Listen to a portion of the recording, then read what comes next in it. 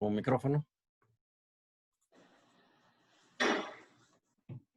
¿Sí me escuchan? Ahora sí, ya. ¿Ya? Sí, sí. Sí está activada ya para mi presentación. Ya. ¿Ya?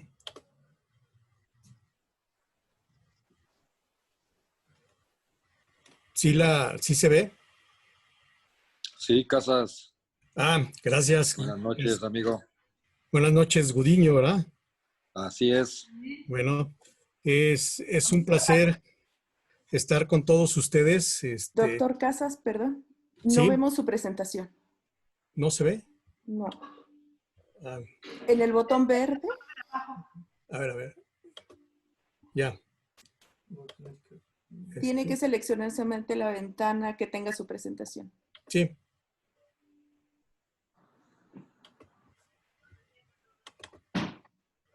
¿Listo? ¿Ya la ven? Sí. Ahí está ya. Sí, ya.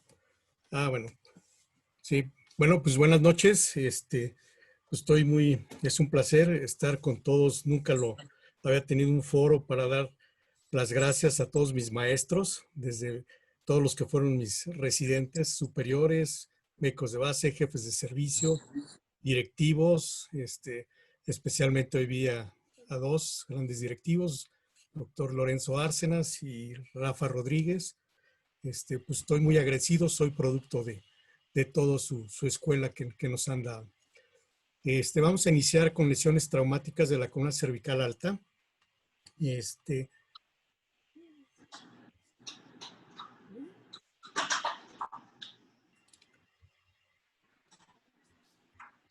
Gustavo, pon la pantalla completa.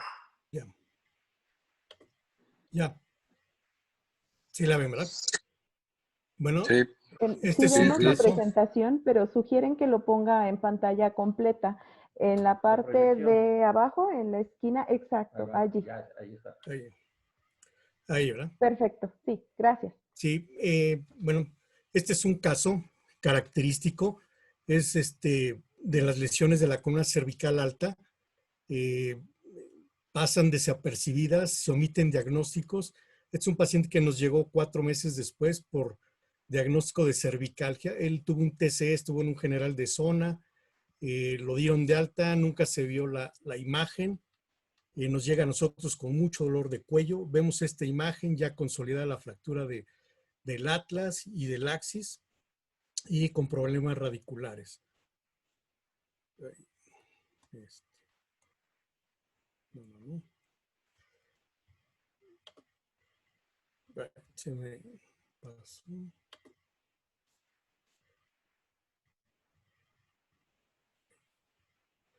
Bueno, esta es la siguiente diapositiva. Aquí vemos, nosotros hicimos la fijación, tuvimos que hacer una descompresión, parte del occipital, quitar el arco posterior de C1 y una instrumentación desde el occipital hasta C4. El paciente evolucionó bien de la cirugía, de la instrumentación, le fue bien, pero el paciente nos demandó posteriormente porque es un paciente joven de 28 años y le dejamos una secuela de una limitación de la columna cervical. Como vamos a ver, la movilidad que le limitamos, más o menos el 50% de la flexoextensión. Entonces la demanda procedió. Entonces esto es lo que nosotros vemos normalmente en las lesiones cervicales altas, porque se asocian mucho a pacientes politraumatizados y pues nadie los quiere valorar desde las unidades de reanimación o de choque. Los objetivos de esta charla pues, es la epidemiología, las clasificaciones más utilizadas, criterios de tratamiento, tratamientos utilizados nosotros en el servicio y revisión en la literatura. ¿Sí? Algo de nuestras estadísticas de 7 años es las lesiones de la columna cervical. Hemos visto 93 en 7 años, es el 3.5-35% de nuestras afectaciones. La anatomía, por ejemplo, es muy compleja. Algo que me decía, algo que alguien quiso también parte de la escuela, el doctor Sergio Anaya, es tener como 2 pelotas juntas en la mano, sostenida por unos ligamentos. Entonces, es un segmento muy inestable. Tiene muchísima movilidad y aunque los ligamentos dan mucha estabilidad, sí se considera muy inestable. ¿Sí? Los ligamentos, como ustedes ven aquí, el cruciforme, el más importante, que es el ligamento transverso, que es el que nos da la estabilidad. Nosotros siempre estudiamos el ligamento transverso para saber si es inestable o no. Entonces, la columna cervical alta soporta las masas laterales del cráneo. Tiene un considerable movimiento, ¿sí?, contra la gran estabilidad de los ligamentos. El 50% de la flexoextensión cervical ocurre en C0, C1, o sea que son los cóndilos occipitales y el atlas. El 50% de la rotación cervical ocurre entre C1 y C2. Tiene características osteoligamentarias únicas. Les dan un gran poder estos ligamentos, alto poder de estabilización, y es un complejo triarticular. Las lesiones son siempre lesiones occipitos cervicales, que son las luxaciones. Desgraciadamente son lesiones muy graves. A veces pacientes fallecen en el sitio del accidente. Fracturas del cóndilo olvidado. Los cóndilos occipitales prácticamente es muy difícil o casi nadie las maneja. Por eso en los libros aparece como fracturas del cóndilo olvidado. Si no, el neurocirujano se abocaría a tratar los cóndilos nada más.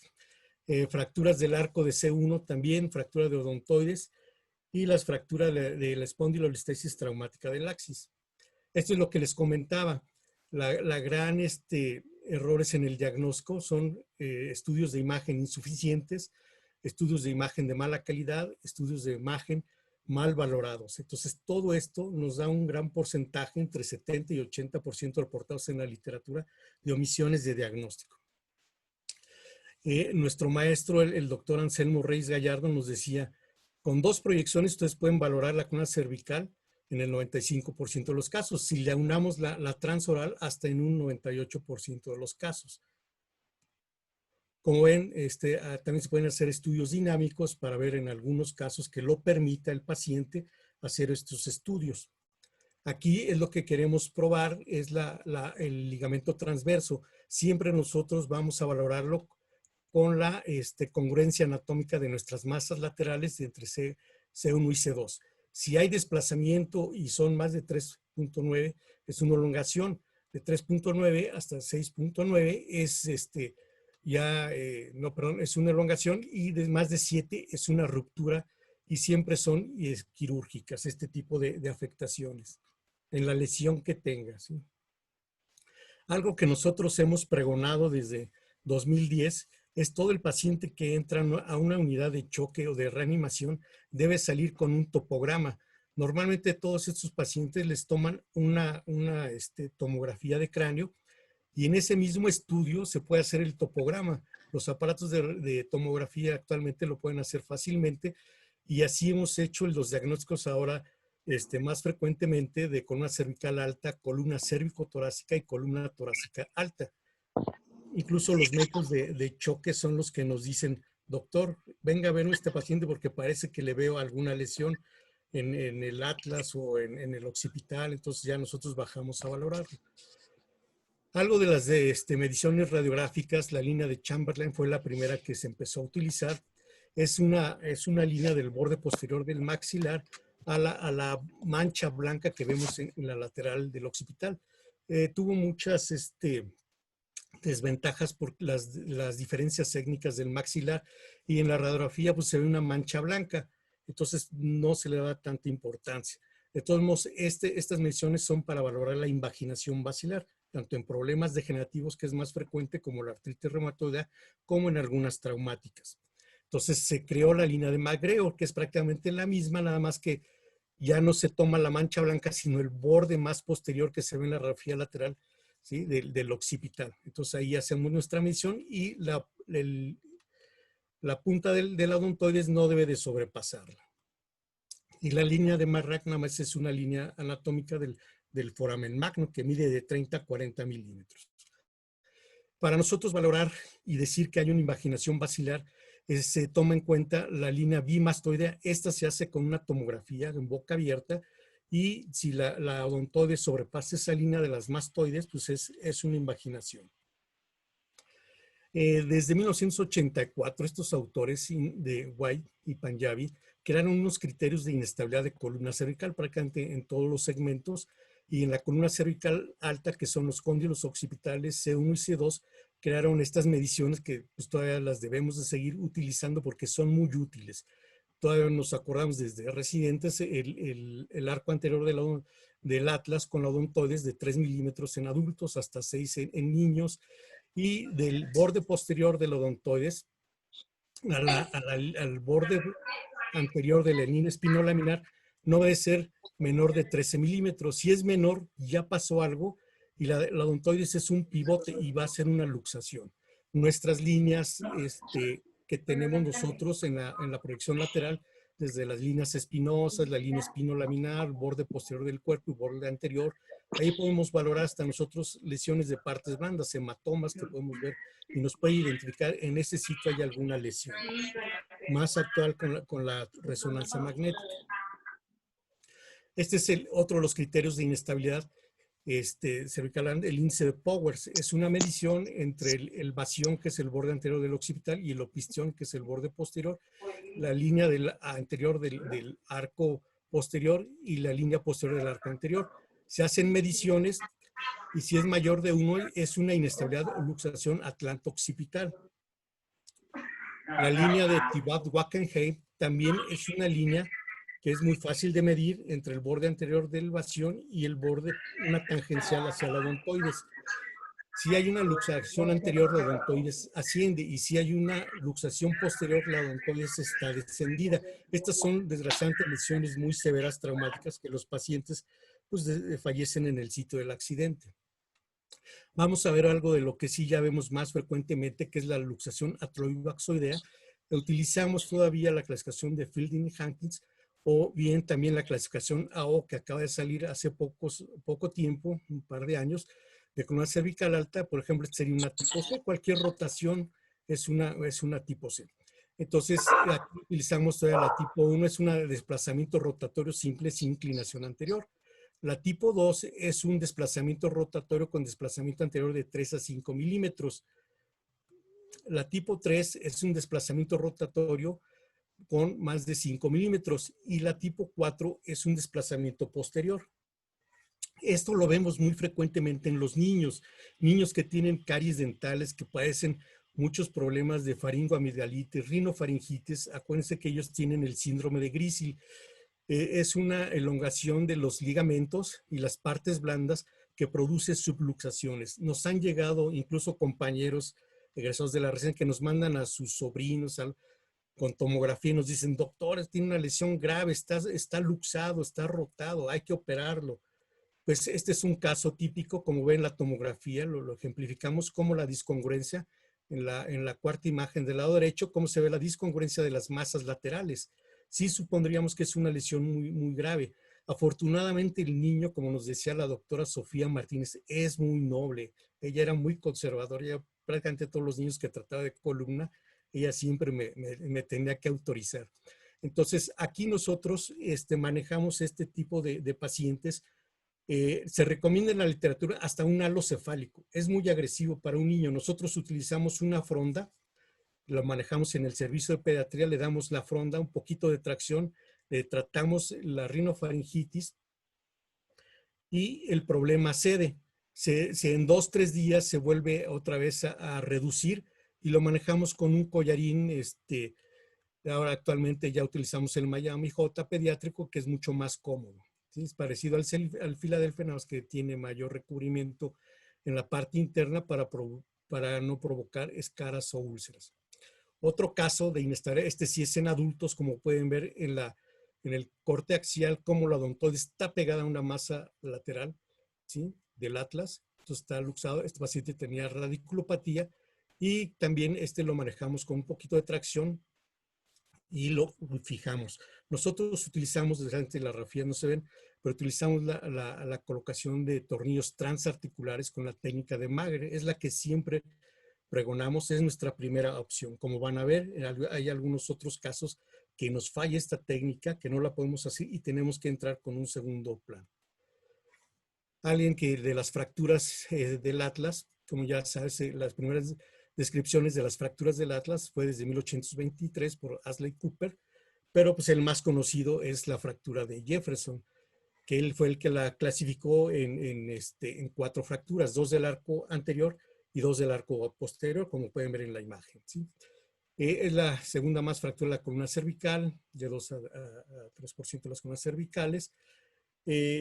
Puede haber una separación de las masas laterales con ruptura del ligamento transverso. Yo el caso más impresionante que he visto es un caso de separación de 23 milímetros, que inicialmente los manejamos con tracción ahí sí cefálica para disminuir la contractura muscular y posteriormente los manejamos y siempre le dejamos el halo cefálico que nos ayuda a las reducciones. Otra de las cosas que también se asocia mucho en un 50% a fracturas de odontoides. También las lesiones de la unión cráneo-cervical son accidentes de tránsito, ¿sí? En niños también se presenta. Afortunadamente en los niños casi no hemos tenido la oportunidad de manejar en cervical alta en forma quirúrgica, con instrumentación. Y son los mecanismos de la fractura del atlas. Aquí vemos la fractura de Jefferson, que es el estallamiento de las masas laterales y la separación. Son caídas de altura, caídas de cabeza, que se produce la distribución de la energía axial sobre las masas laterales. Y es algo de las descripciones de las principales clasificaciones que tenemos, de Jefferson, Landers y Headweller. Estos autores son los que los han descrito y a través de los años los que más utilizan, y actualmente se utiliza más la de Headweller porque nos da una orientación hacia nuestro tratamiento, ¿sí? Como ven, las fracturas de Jefferson, pues más que nada son descriptivas, una fractura nada más del arco anterior o dos, o del arco posterior, masas laterales o combinadas. En cuanto al tratamiento, como podemos ver, no existe un algoritmo estandarizado. La mayoría son tratadas conservadoramente y depende muchas veces de las lesiones asociadas. Son lesiones inestables cuando hay lesión del arco anterior, ¿sí? Más lesión del ligamento transverso, o cuando hay una incongruencia atlanto-occipital y atlanto-axial. Son las principales indicaciones para la cirugía. Como ya comentamos, vamos a repetir, nuestro elemento estabilizador más importante es el ligamento transverso, que es el que debemos de valorar para saber cuándo está inestable o no. Este es otro tratamiento, por ejemplo, las clasificaciones de Headweller. Ellos nos dicen que las 3B ya son todas quirúrgicas de 3 en adelante. Y sí, es cierto, porque ya son lesiones también con lesiones ligamentarias. En algunos pacientes jóvenes se recomienda la fijación pues, nada más de C1, ¿sí? Aquí utilizamos, como pueden ver, otra técnica, no son la técnica de Mager, sino son tornillos a las masas laterales de C1, pero con la técnica de Jürgen-Sars. Son 2 tornillos, podemos tardarnos en la cirugía 1 hora o turno y medio, 2 turnos, porque sí es muy demandante. Y también en la disección o en el abordaje hay unos plexos venosos que siempre se nos desgarran y nos dan unos sangrados impresionantes de 1 litro o 2 litros en unos minutos. Entonces, y sí se estresa uno mucho. Tenemos a un lado, abajito del arco anterior, en el borde posterior, está la vertebral. Entonces sí es un poquito estresante y demandante esta técnica, pero es muy buena también. Una fractura del atlas. Este paciente tenía lesión del arco anterior, arco posterior, pero el ligamento estaba íntegro. Y como pueden ver ustedes, es mínima la separación que tiene de la masa lateral entre C1 y C2, aproximadamente 2 milímetros. Entonces lo manejamos con una ortesis para columna cervical alta, que puede ser, estas ortesis son el SOMI, el 4 postes, o incluso, que es algo más agresivo, el halo cefálico, como en este paciente, que sí lo manejamos, que estaba estallada la masa lateral, se separaron y lo manejamos con un halo cefálico. El halo cefálico para manejar es el único paciente que hemos manejado prácticamente en 15 años. Algunos otros que nos han llegado con halo cefálico, los pacientes no lo toleran. Prefieren que los operemos a que continúen con el halo cefálico. Es muy molesto, da mucho dolor. Hay riesgo de infecciones, deja cicatrices estéticas en la cara. Otro del caso que vamos a ver, ahorita vamos a presentar casi ejemplo radiográfico, es una fractura de C1, C2, con la disociación entre las masas articulares de C1 y C2 del lado derecho en la tercera imagen. Podemos ver la gran separación, más aparte la fractura del cuerpo vertebral de C2. Este caso, sí lo podemos también hacer mención, con el doctor Cristóbal Herrera. Este sí es la técnica de Mager, tornillos transarticulares, lleva una orientación cefálica 60 grados. Como pueden ver, quedó muy bonita. Lo operamos con el doctor Cristóbal Herrera. Nunca he tenido la oportunidad de decírselo, pero el doctor Cristóbal es muy hábil para las instrumentaciones, tiene una habilidad impresionante. Incluso el doctor Márquez, cuando regresó de ortopedia trauma, yo le decía al doctor Herrera, baja con Márquez porque ya no está acostumbrado a estas lesiones. Y el mismo doctor Edgar Márquez me dice, oye, Cristóbal Herrera es muy hábil. Sí, pues es muy hábil Cristóbal Herrera. Aquí otra fractura, aquí son la separación de las dos masas laterales, como pueden ver en la tomografía en el corte sagital, más está evento algo de la masa lateral del lado derecho. Y aquí podemos ver cómo lo instrumentamos. Nosotros tenemos la tendencia siempre de tomar una tomografía postquirúrgica para ver la colocación de nuestros tornillos, que estén agarrando las masas laterales. Como pueden ver en las imágenes de abajo, tenemos, son los cortes, pero están dentro de las masas laterales. Muchas veces no es raro que nos queden fuera y tengamos que reoperarlos. Nosotros lo hacemos a manos libres, ¿no? Por ejemplo, he visto casos que nos presenta el equipo de Mike Dittmar, que los hacen con navegador, pero aquí nosotros todavía no lo tenemos, hacemos esta técnica a manos libres. Aquí es lo que les comentaba, fracturas del cóndilo más fracturas del atlas. Como pueden ver, la fractura del cóndilo en la segunda imagen está desplazada un fragmento y las fracturas de las masas laterales. Aquí es lo que manejábamos nosotros, había esa separación de la masa lateral, se tuvo que cerrar. Aquí se utilizó la técnica de Jürgen Saab y posteriormente se hizo compresión para cerrar esa masa lateral y se coloca una barrita transversal, como se puede ver, también con muy buenos resultados. Las fracturas del axis, vamos a ver la espóndilo, la listesis traumática del axis, son descritas desde Patterson de 1890. Pues dentro de la historia, pues es la que se veía las lesiones en los ahorcados, ¿sí? Que le pusieron la fractura de Hartmann, y en 1964 Garber ya lo manejó con el término de espondilolistesis traumática del axis, que es como se conoce normalmente este tipo de lesión. El mecanismo de lesión pues es una violenta hiperextensión y distracción. Tiene fractura del arco neural del axis, disrupción del disco de C2 y C3. Son discos rudimentarios, no es como un disco de L4, L5, S5, S1 que tiene gran funcionalidad. Aquí no tanto, son discos rudimentarios. Esto lo comento por nuestro tratamiento que hacemos. Y el 4% de las lesiones son lesiones de la columna cervical baja, también se asocia. Utilizamos la clasificación de Levine, Effendi y Edward, que la tipo 1 es un desplazamiento de menos de 3 milímetros sin angulación, la tipo 2 mayor de 3 milímetros de separación y angulación de C2 y C3 menor a 11 grados, y la tipo 3 una separación de más de 3 milímetros y una angulación de más de 11 grados. Y la tipo 3 es una luxación total, ¿sí? Como vamos a ver ahorita en algunos ejemplos. De los algoritmos de tratamiento de este tipo de fracturas, aquí nos comentan que las lesiones tipo 1 son siempre estables y se manejan en forma conservador. Aquí también algunas veces las tipo 2 anteriormente las manejábamos en forma conservadora, pero tuvimos un caso, una muchacha desgraciadamente tenía varios intentos suicidas hasta que en una logró quedar con una luxación torácica.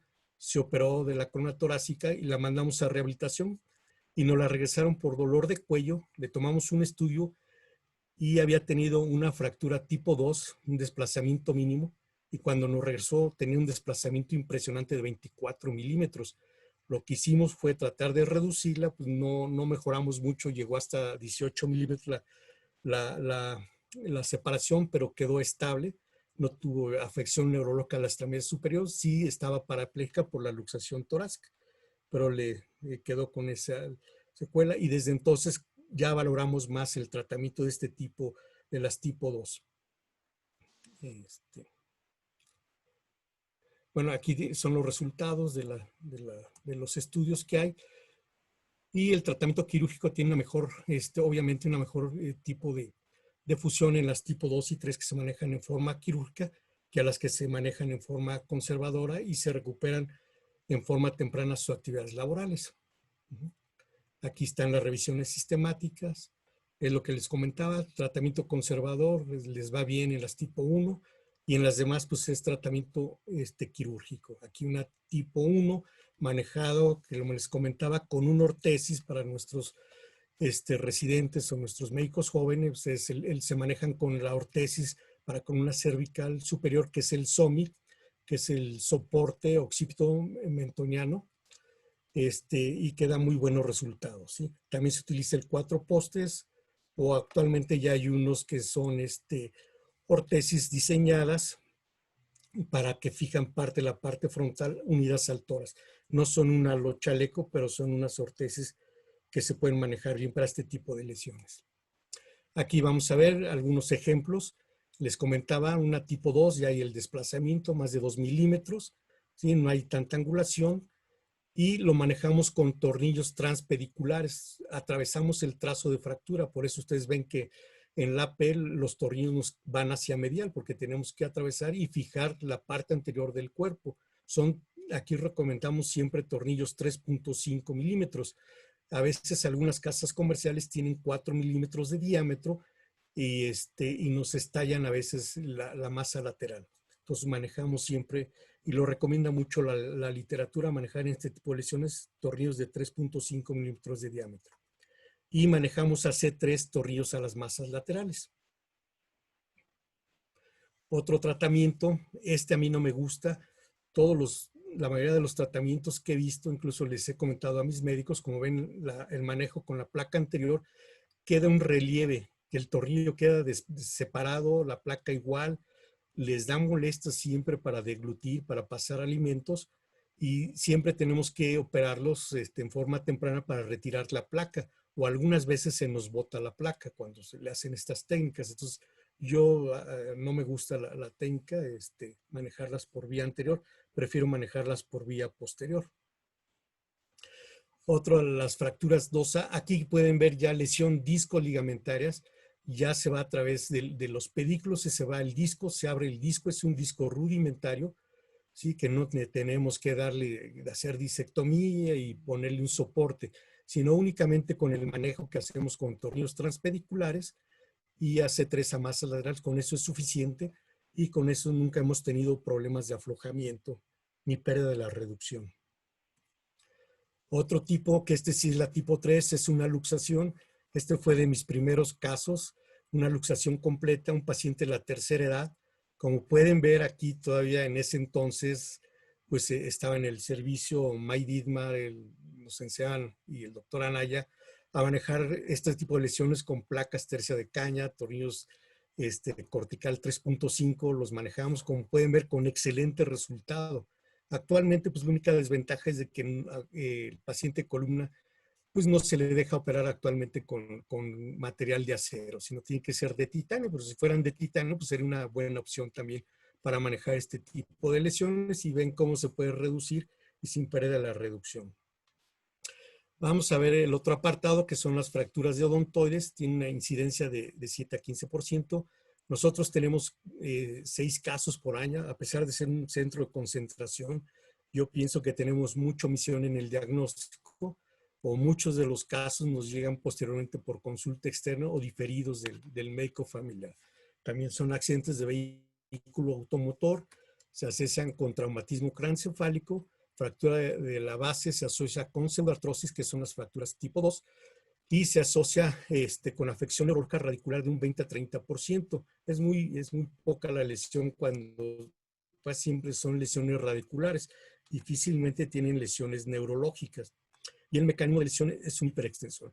Actualmente ya se está viendo también en pacientes de la tercera edad. Como ya se invirtió nuestra pirámide poblacional, ya vemos pacientes de 84 años, 90 años con lesiones de la odontoides. Ahorita vamos a ver un caso que tuvimos, cómo lo tuvimos que manejar este paciente.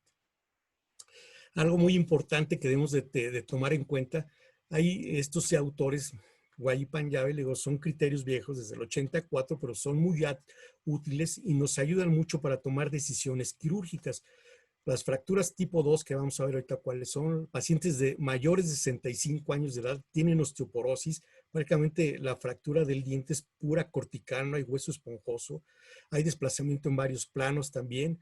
desplazamiento posterior más de 2 milímetros, retardo en el diagnóstico más de 7 días y una inmovilización inadecuada. Son pacientes que a veces no los diagnostican por el TCE y nos llegan a las 2-3 semanas, y cuando llegan les aplicamos estos criterios. Tienen 2 o más criterios, tienen un alto riesgo de pseudoartrosis y normalmente los manejamos por vía posterior y no con el tornillo anterior de odontoides. Algunas de las revisiones que hay en la literatura que nos dicen, ¿sí?, qué abordaje se debe utilizar para fracturas inestables, cuáles son las indicaciones y contraindicaciones óptimas para un abordaje anterior en fracturas inestables, cuál es la fijación anterior en fracturas inestables, 1 o 2 tornillos, cuál es la técnica de fijación posterior óptima en fracturas inestables. Las conclusiones, pues llegamos a tener que el trazo horizontal oblicuo posterior, sin comisión, con buena calidad ósea, con adecuada visualización del arco en C, lo manejamos por vía anterior. Y cuando ya son pacientes de la tercera edad, pacientes ya crónicos, pues los manejamos por vía posterior. Algunos de los revisiones en la literatura que hay. Y como ven, actualmente estamos teniendo mucho paciente de la tercera edad. Es una revisión sistemática. ¿Sí? Las preguntas fue el tratamiento quirúrgico, vía anterior, posterior o mixta, tratamiento conservador, halo chaleco, tracción cefálico. Esto nosotros nunca lo hemos manejado en las fracturas de odontoides, ni halo chaleco ni tracción cefálica.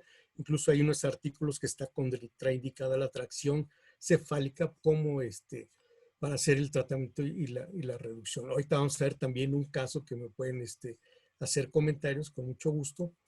Y la mortalidad a largo plazo, más que en pacientes de la tercera edad, y la tasa de consolidación.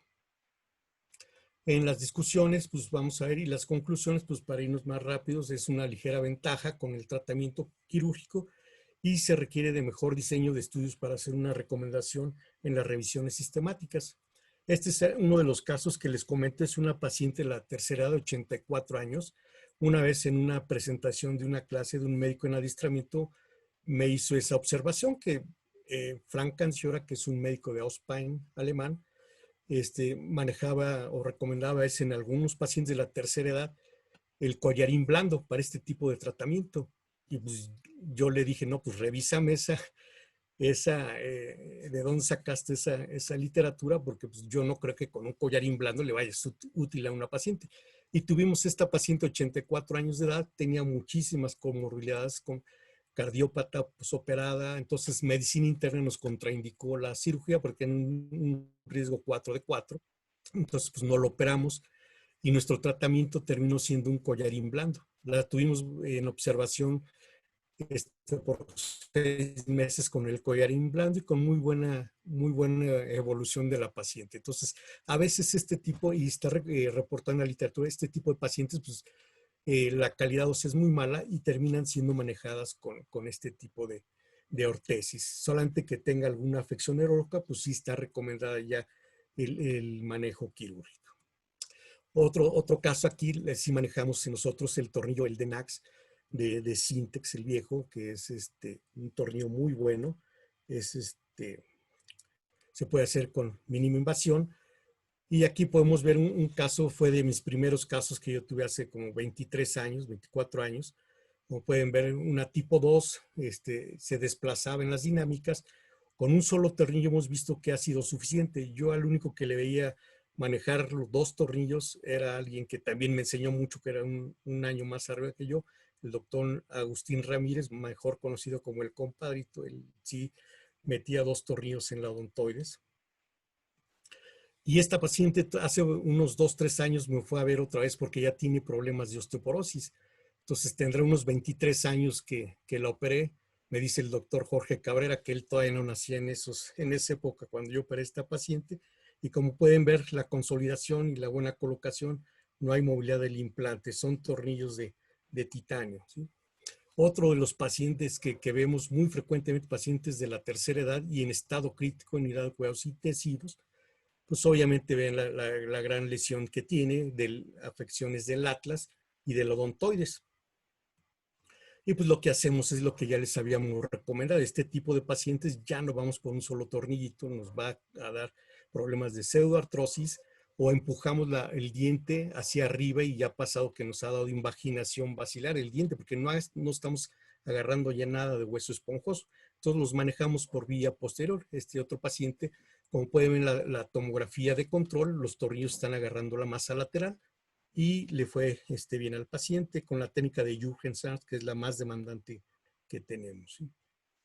Este otro paciente, más con 79 años, fractura del atlas y del odontoides, como pueden ver también, luego son pacientes ya que están en unidad de cuidados intensivos y pues obviamente los manejamos por vía posterior, sí con la técnica de tornillos transarticulares de Mager, que es nuestra primera opción. Si nos falla o se nos rompe las masas laterales por estar haciendo tantos intentos, pues pasamos a la técnica de Jürgens. Y este otro paciente es un paciente joven que nos llegó referido de Mérida. Tenía una monoplegia, un accidente de motocicleta y como pueden ver la radiografía, la lateral, es una ptosis completamente, un desplazamiento impresionante que tenía. Suponíamos que la lesión de la monoplegia era por el gran desplazamiento, pero no nos quedó la duda. Y el doctor, le tocó este caso al doctor Jorge Aguirre y me decía que cómo lo iba a tratar, que cómo iba a reducir eso. Pues le dije que fuera y le diera tracción, pero pues mandó al residente y está en sus manos del residente haciendo la tracción en la lateral y como pueden ver casi queda imbrincada. Entonces le comenté que manejara el halo cefálico únicamente para hacer la reducción.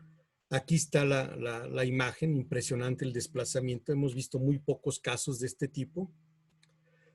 Y aquí se puede ver el tratamiento quirúrgico, como en la radiografía de arriba se ve el halo cefálico, se hace la reducción y obviamente como es una lesión ya no era reciente, pues lo manejamos por vía posterior también con tornillos transarticulares. Aquí se ve bonito también la técnica de Mager, que es nuestra primera opción, que les llamamos, va en la AP a 0 grados y 60 grados hacia cefálico, tomando las dos masas laterales de C2 y de C1 y con muy buen resultado. Y el paciente, la monoplegia fue una lesión del plexo braquial. Y se mandó a nuestro módulo que tenemos en la UMA de manejo del plexo braquial. Pues es algo de la experiencia que tenemos, algunos casos que les manejamos de la columna cervical alta. Y pues aquí está mi correo por si me quieren hacer algunos comentarios. Y pues sería esto y esperamos a ver si tenemos algunos comentarios para poder platicar con ustedes de nuestra experiencia con mucho gusto. Y pues ya doy paso a nuestro siguiente ponente. Muchas gracias, Gustavo. Sí, no, gracias a ti por la invitación, Frida. Sí. No.